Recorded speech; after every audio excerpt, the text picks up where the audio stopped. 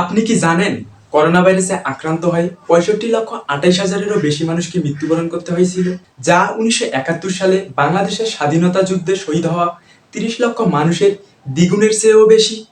Bangladesh COVID-19 dynamic dashboard থেকে প্রাপ্ত তথ্য মতে করোনাকালীন সময়ে বাংলাদেশে প্রায় 29,499 জন মানুষকে মৃত্যুবরণ করতে হয়েছিল।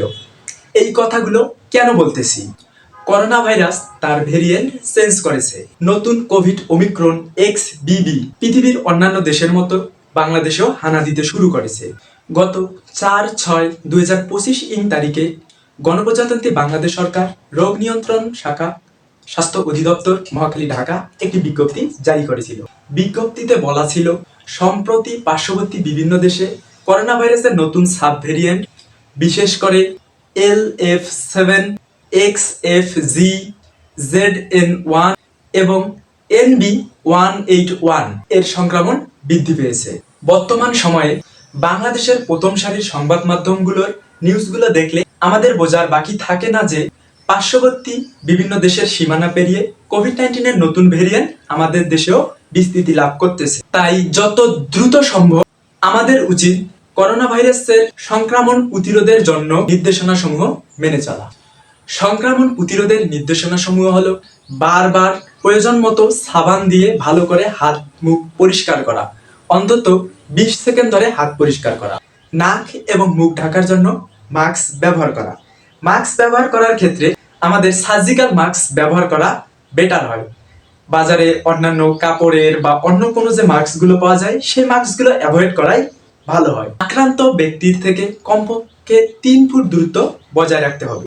অপরিষ্কার হাতে চোখ, মুখ, নাক এগুলো স্পর্শ থেকে বিরত থাকতে হবে। হাসি কাশি দেওয়ার সময় বাহু, টিস্যু বা কাপড় দিয়ে নাক মুখ ঢেকে রাখা।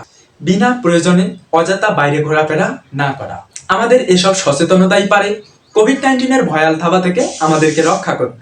এর ব্যত্যয় ঘটলে আমাদের কোন করুণ অমানবিক দুরবস্থার মধ্যে পড়তে হবে আমরা কল্পনাও করতে পারবো না। কোভিড-19 এর সাধারণ লক্ষণ সমূহ: জ্বর, ক্ষুধা হ্রাস, ঘ্রাণ শক্তি কমে যাওয়া, ক্লান্তি ভাব, শ্বাসকষ্ট, কাশি, কাশির সাথে কফ বের হওয়া এবং পেশি বা গাঁঠে ব্যথা দেখা দিলে দ্রুত নিকটস্থ কোনো ডাক্তারের পরামর্শ নিতে এবং করোনা ভাইরাস শনাক্তকরণের জন্য পরীক্ষা করতে হবে। রোগ মারাত্মক হলে জাগ্রত হতে সমস্যা হবে, বিহ্বলতা দেখা দিবে, মুখ বা ঠোঁট নীলাভ হয়ে যেতে পারে, কাশির সাথে রক্ত আসতে পারে, অবিরত বুকে ব্যথা হতে পারে, কিডনি বিকল হয়ে যেতে পারে এবং মারাত্মক জ্বর আসতে পারে। এসব লক্ষণ দেখা দিলে পেশেন্টকে দ্রুত হসপিটালাইজ করতে হবে।